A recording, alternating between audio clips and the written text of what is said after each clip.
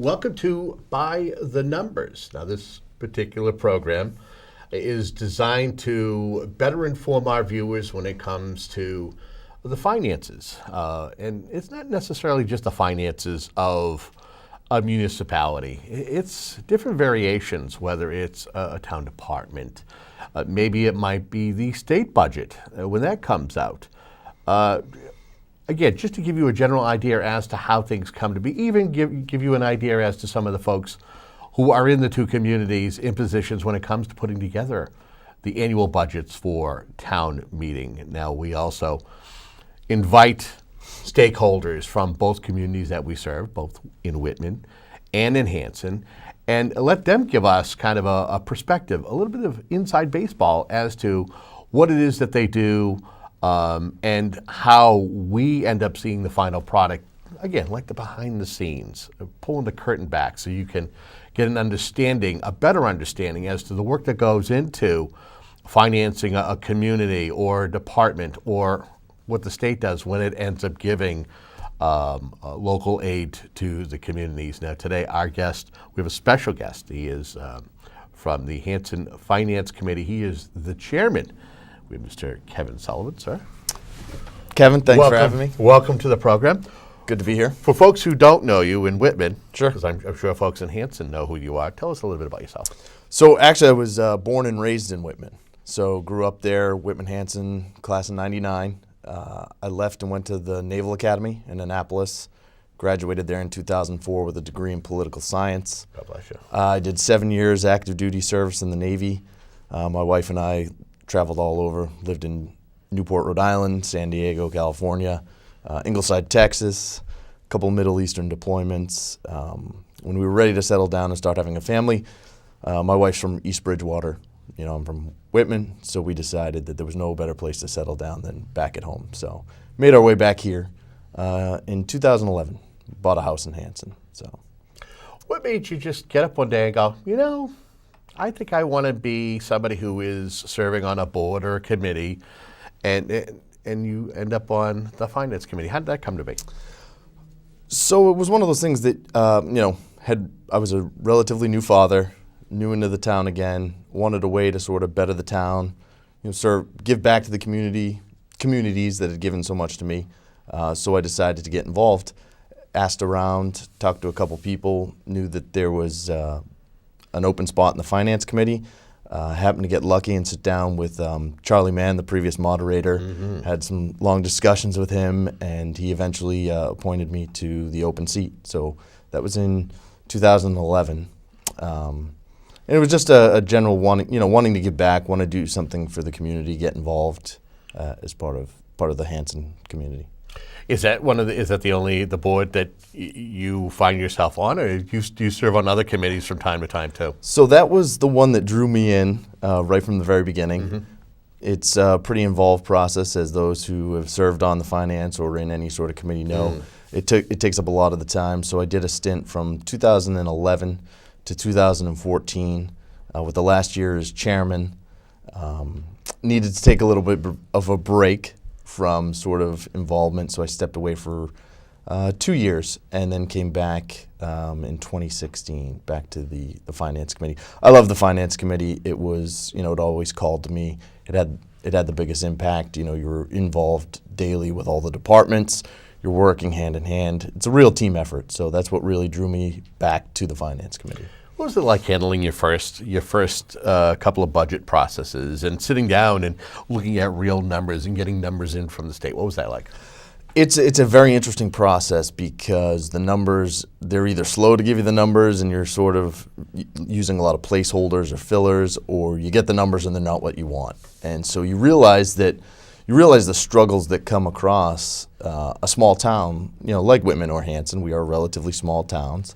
And the challenges that come with the finances, you have roughly $25 million in revenue to manage, to disperse throughout all the town departments, from public safety and schools and education, all the way down to conservation, to projects related to, individual groups that have their own, agendas. So Okay. When does the process actually begin? Because folks may think that, they started just a few weeks ago prior to town meeting. That's not necessarily true. How does the process start? So it's a rolling cycle. I'll say it takes the entire year. Everyone sees the town meeting, which is sort of the big event, but it really starts the day after town meeting, because after town meeting we have a certain amount of time before the budget is certified to make adjustments to the budget.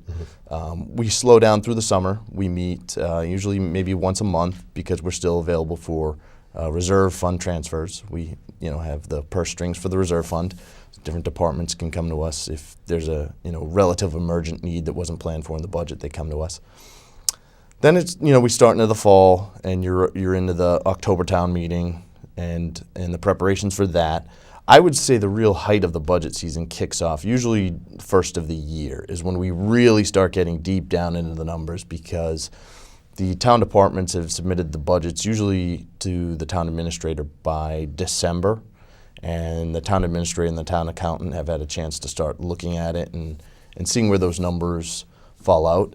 They start turning preliminary budgets into the finance committee around the first of the year, and then we start diving into it and really getting down into the individual departments, line items, and the individual dollars and cents. When it comes to the methodology of putting together a town department budget, is there an expectation how it's done, whether it's zero-based or you're building off of the previous year's projections? How does that work? So what we do is we look sort of early in the year, October, November timeframe, to try and gauge where we think the budget's going to be. We have a lot of discussions with our town accountant, the town administrator. Our town administrator stays in touch with the Whitman town administrator, and we sort of have a feeling. We try and start from zero. For some departments, it's easier to start at zero than it is others. You look at the school, it consumes over half of the town's budget. So it's tough to really start from a zero sum on their end. They get down into the individual line items on theirs. We have some really great department heads who have been there a long time, so they have a good feel for theirs. So we always, we have liaisons to the individual departments that we offer. We'll sit down and go start real early in the process, but our department heads have been there for some time. They have a good idea of the budget that they've expended in the previous year. So going forward, they sort of know what expenses are coming. Building maintenance, new purchases, new salaries, retirements. Those kind of expenses can be sort of factored in when you're going year from year. So that's sort of, we rely on the individual department head. We don't really dictate unless they come to us and say, I don't know where to begin. And we really haven't had that happen in a while. Okay. I know that you have regular conversations probably with the town treasurer collector, regular conversations with the town administrator. But how do you decide as a group who you begin meeting with first when it comes to department heads or units? Like you mentioned, the schools take up more than 50% of the municipal budget. How do you decide who you're going to sit down with first during the process and say, okay, where do you stand? Sure. So we open it up, sort of open the aperture up wide and put some feelers out there to see who's really available. The schools is a tough one because they do have to figure out the balance between Whitman and Hanson. They usually come later. We met with the schools last week and really sat down and went over the budget with them. We went over with police and fire. I think we're the first who we went over with. Again, they consume the largest amount of the budget. They have a good idea year over year. The department heads, both chiefs have been established in that position for quite some time. So it's not a hard and fast schedule. We want to be as flexible and as fluid with them. It's an open process. We like to invite the department head in to sit down with us and really have a discussion. It's not a, why did you spend this amount of money on a line item? We want to sit down and get them what they need to provide the service that they do to the town. And our departments provide a fantastic service to our town. So I think we have a great working relationship with all the department heads, and we have an open door policy. They know they can contact me anytime, and we have some very real open and honest conversations about where the budget is headed. So I know that over the past couple of years, a lot of communities, not just Whitman, not just Hanson, that they've had their share of difficulties when it comes to generating enough revenue to be able to keep up with your regular annual costs. Right. Why is that, and what can be done to change that? I think it's a nature of, for Hanson at least, it's a nature of the town, the way the town has always been. Hanson's always been thought of as sort of a rural community, a nice, quiet, place to raise your family, a place where, the proverbial sidewalks roll up at night. It's got a more rural feel to it. I don't think we've done a good job as a town over the past few years of encouraging growth and new businesses to move in. But then again, there's no one whose job that is to sort of encourage growth. We're taking some steps now to form committees and set up groups that will bring business into town. I mean, other than new housing, that's the only way you grow the revenue, is to bring new businesses into town. Right now, we have some aging infrastructure in Hanson. I would say on the business community, drive along 27. There's some aging buildings that aren't really conducive to, if you're starting a business or you're going to open a business there. So I think we've got to take a real hard look at where we're headed in the next 5-10 years, and encouraging businesses to come in, whether that's through incentives, temporary incentives that might draw a local businessman to say, hey, Hanson's a great spot located on the South Shore, on the rail line. I could make this an excellent place to start my business. So that's how I think we have to do it, is really encourage more businesses to come in and take a look at where we want to go in the next 5 to 10 years. It's interesting that you say that. I know that Hanson is approximately around 91% residential, with the rest being split up between industrial and commercial. Correct. And that every time we have conversations with folks who are running for office, it's we're going to do something to develop the Main Street area, the corridor.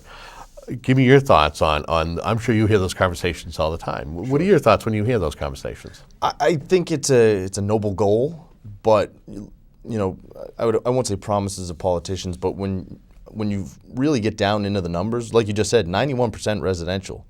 There's not a lot of businesses in town. The businesses in town are great. We'd love to have them, but you have to take steps to really grow it, and you have to look at how do you do that. And through incentives, through maybe offering different deals that will bring people in. But it's really sobering. We have everyone, like you said, everyone who comes in and says, "Oh, we'll do it through new business." Well, you come in, you drive down 27. We have some great businesses along 27, but then you say, "Okay, where are we going to put these? How someone going to have to build a new structure, buy some land." Make some changes, and there's some resistance to that. People want the business growth, but it's what kind of business do you want? There's you can either pick and choose what kind of business you want, or you can be pro-business and invite all businesses in. You can be keep it the way it is, 91% residential, and we have to sort of fill the budget with however we have to get tough with the numbers. Or you can open it up and say, okay, we just want business. We want growth. We want revenue that will take the burden off of our citizens. Which is interesting you say that, and I'm not opening this up for conversation. It's just a little bit of a commentary on my behalf.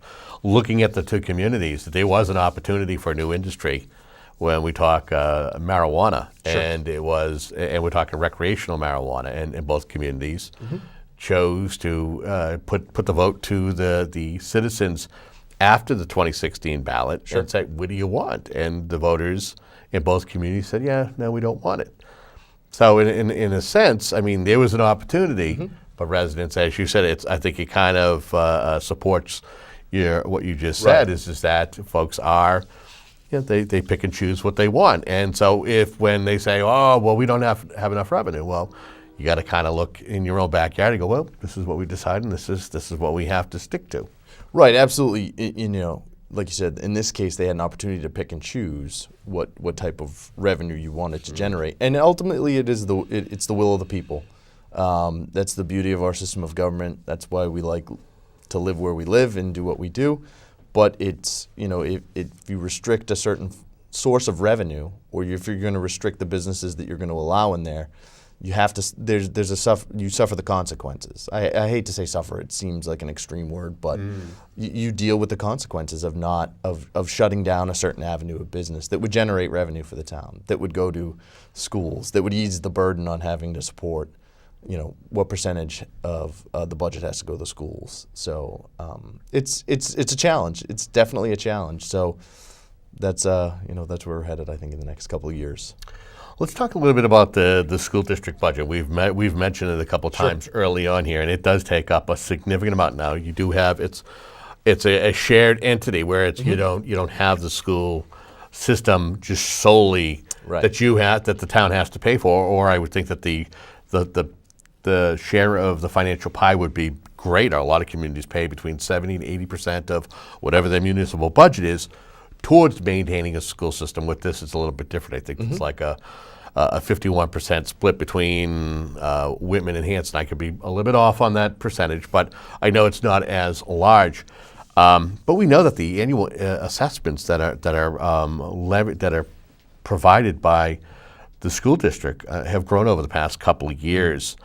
How does the town keep up with these past couple of years growing requests without having to drastically cut the other departments' budgets or seek additional funding from the taxpayers? Right.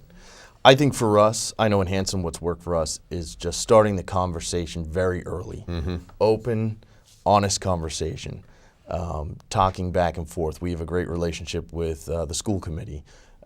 We work well with the new superintendent.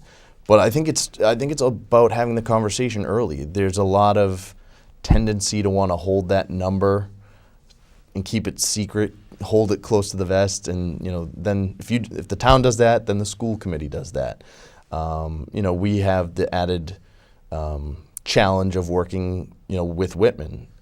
It's a challenge because neither one of us, some years we can afford a certain percentage, some years we can't. It goes both ways. There have been times in the past when Whitman's been able to afford a certain percentage and we haven't, and we've had to compromise. And I think, you look at it, and in the end, we've always been able to come to a compromise. But I think that it would be advantageous to sort of start that discussion early and really get all the stakeholders together and have an honest discussion. And it's a difficult challenge, as you mentioned.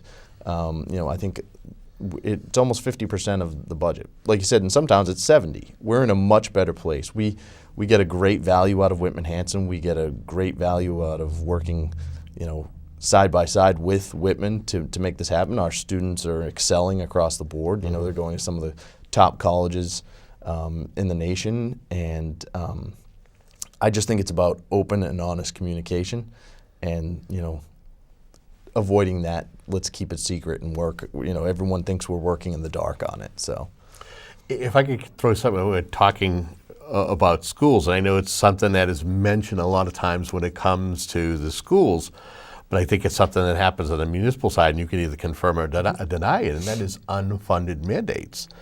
Is it just the schools that face that, or does your committee and does the town itself also face this legislation that the folks up at the State House go, this is what you should do, but don't give the funding to support that initiative?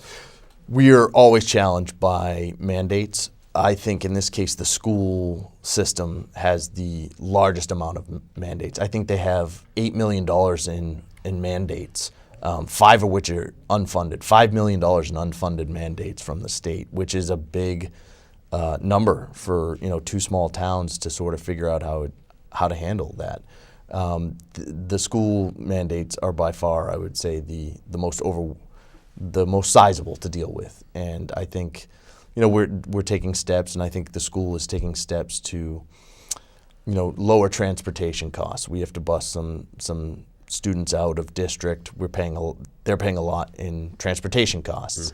I think they're taking some great steps to sort of grow their program for students who have special needs or special disabilities. I think they're, talking with Superintendent Simonak, he's got some good plans for growing in in-town programs, in-house programs that will hopefully lower those mandates or ease the burden of some of those mandates, because we won't have to pay the costs of sending a student out of district and busing them.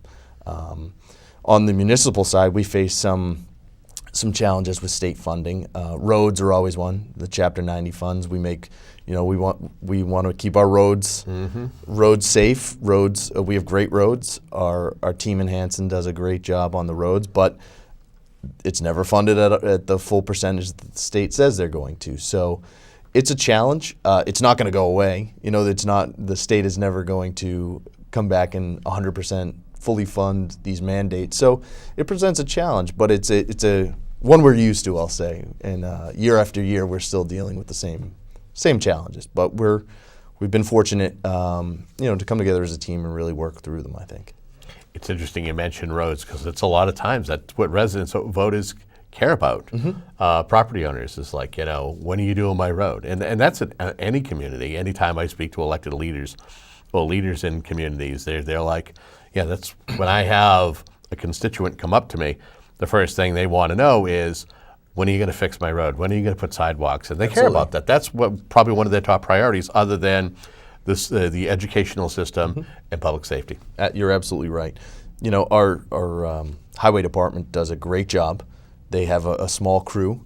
In the winter, our roads are some of the best around, but it's a challenge. It's a challenge to manage that budget when you're not getting the full funding that you're supposed to get. And there are always going to be outliers. There's the side road that doesn't get plowed as much, or maybe is in need of some repairs. Hanson still has some private roadways that aren't managed by the town. So it's a challenge, but you're right. It's the immediate things that people see. Are the roads serviceable and clear in the winter? And that's a challenge. We got town meeting a few weeks down the road. What have the budget projections been like for fiscal 2020 for the town of Hanson? Are they favorable? I know I've had folks in from your neighboring town, Whitman, where they are working through some fiscal issues. How does Hanson look at this particular time? We're looking at it as, in the spectrum of it's a challenge. Right now, I think we're in a pretty good place. We are very close to a balanced budget, and we're going to come through it with in a better position, I think, than we had originally thought. But it becomes how many years in a row can we just get by? We're right there. We're at a balanced budget. I think we'll be able to, once we certify a number with Whitman in regards to the schools. I think we're very close. We've got that zoned in, and I think we'll have another successful season. Okay. I'm going to ask you to take off your hat as a chair of the Finance Committee in Hanson, which would be the taxpayer. I want your opinion. This is strictly your opinion. Feel free to answer it how you want. And this is in regards to Prop 2.5 overrides and proposing one to taxpayers. Are they best to fix certain budget deficiencies or deficits, capital projects, particular department needs, or all the above? The Prop 2.5 is an interesting question. It always is there in the back of our minds. Yep. I don't think it's the solution, to be honest, because it's a permanent number tacked on, and it doesn't go away. It's forever. And I don't know. Unless you voted underride, and that's never done. Yeah, I don't think that's ever been done. Never been done. Because once you vote it in, everyone becomes accustomed to it, and no one, the zeal to repeal it is never there again. Correct. So I think it's not really the solution. We have I want to say the median household income in Hanson is just under $70,000. So it's tough to tack another 2.5% on families who are working hard, 2 jobs, to put their kids through school, or a single parent family who wants to live in a nice town, send their kids to good schools. It's tough to just tack that on year after year without looking for tough solutions and without getting tough in some of the other areas we have. We're still able to do a lot of stuff. We're still able to complete a lot of projects that benefit the town, but I don't think we've really had to get tough With the budget, we do a good job every year, and we're right there. I think the town is getting a lot of bang for its buck, but I don't think 2.5 is an answer. I think you can get tough with some budgets and maybe find some things. And in the end, revenue growth is a greater asset than an override. Okay. How important is a 5-year strategic plan when it comes to planning out the town's finances, or a long-term plan? Is this something that the town of Hanson practices, that it's always updating its long-term plan when it comes to spending, whether it's for the municipality or capital projects? Sure. I will say we probably haven't been as diligent on long-term planning. I think both towns are sort of realizing where we are now, that there wasn't a lot of realistic long-term planning done. We have some relatively new police station, relatively new high school. There was a push a few years ago for the new elementary school in town. That didn't make it. But we've got to do a better job of looking out 5-10 years down the road and taking action, because we're in a time right now where the budget's going to get tighter and tighter, and then you're going to have to, some of the facilities in Hanson are aging. Indian Head they've made some great strides with it. They've made some really great improvements, but it's an older building. Correct. We're still sitting on McQuan. We still have the McQuan building. Where there's an article for this town meeting to finally demolish McQuan. But right now it's sitting there, and we are paying bills on it. We're paying a cost to insure it. We're paying a cost to keep it boarded up. And I think in the past there's been a tendency in Hanson to sort of keep some of its aging infrastructure too long. So I think both towns are sort of getting a wake-up call as to, okay, we have a new high school, so what's next? What's the big project going forward, and how do we fit that into our budget? Probably one of my last 2 questions I'll ask you. We may go a little bit long here than our normal 30 minutes, but I think it's warranted. As a taxpayer, again, put that hat on. If the town was to have some sort of a potential budget crisis, are you confident that this town, and this is including yourself as well, being the chair of the finance committee, does it have the proper leadership to be able to solve it and move past it?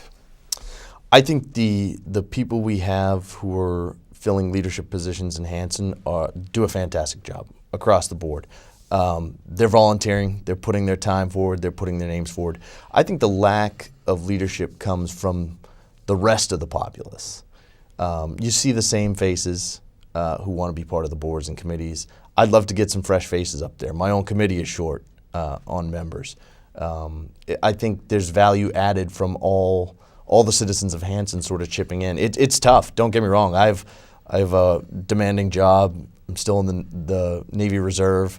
I have 3 young children, and now I put this on top of it, and it's tough. And I understand the hesitancy for people to want to get involved, but I think there's such a breadth of experience out there in the town that I think every department would benefit from it. Some new people sort of coming forward and filling boards and committees, and there's a lot, even on the town election, there's a lot of unfilled positions. There's positions that people sort of look at and say, that doesn't matter. Well, it does matter. They all matter.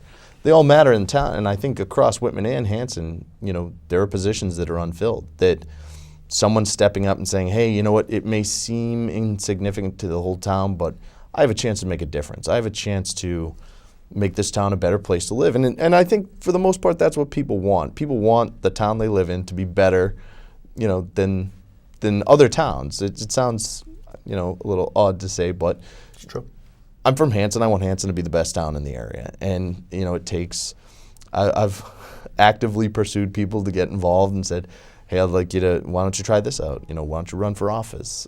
So I think it's about more and more people getting involved than just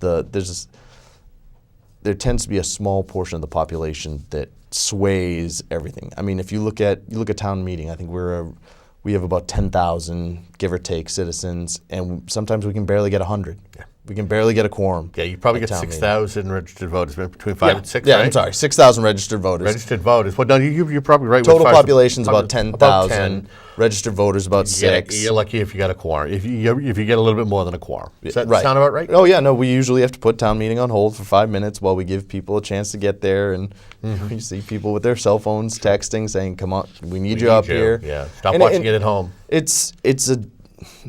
It's difficult. It's 100 or so people are making the decisions for the whole town, and if you don't get involved, I wouldn't say you don't have the right to complain, but you're giving up your voice. If you don't get involved, if you don't take that 2 hours out on Monday night to sit at town meeting and vote it, then your voice isn't heard. Right. Other than at the ballot box. But we don't vote. We don't vote the budget at the ballot box. You vote your elected officials and maybe a question, but not the individual budget. So. Anything I haven't asked you during our conversation yet, but you want to kind of put our conversation into a perspective for our viewers? Yeah. So I think that right now both towns are facing some pretty steep challenges. We in Hanson happen to have the benefit of we've got a few less things on our plate right now. I would encourage everyone to get active, get out there, come to a selectmen's meeting, come to a finance committee meeting. Get involved up in town hall. We're open and transparent, and we're just everyday citizens like everyone else. We're all, mothers, fathers, brothers, sisters, sons, just trying to be part of the town and really get the information out there. And that's part of the issue with this day and age. Social media is such a powerful platform, but it's also, in some of these smaller towns, it's used as I won't.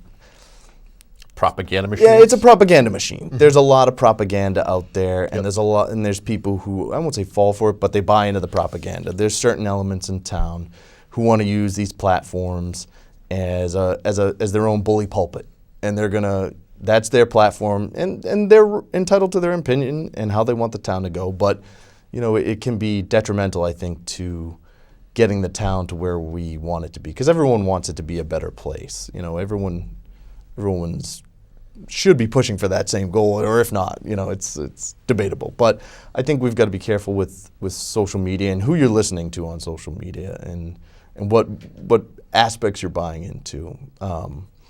There's been previous guests on this who have, I'll say, been detrimental to the process, sort of calling out, stopping in for a meeting at finance committee and saying, well, that's all they did.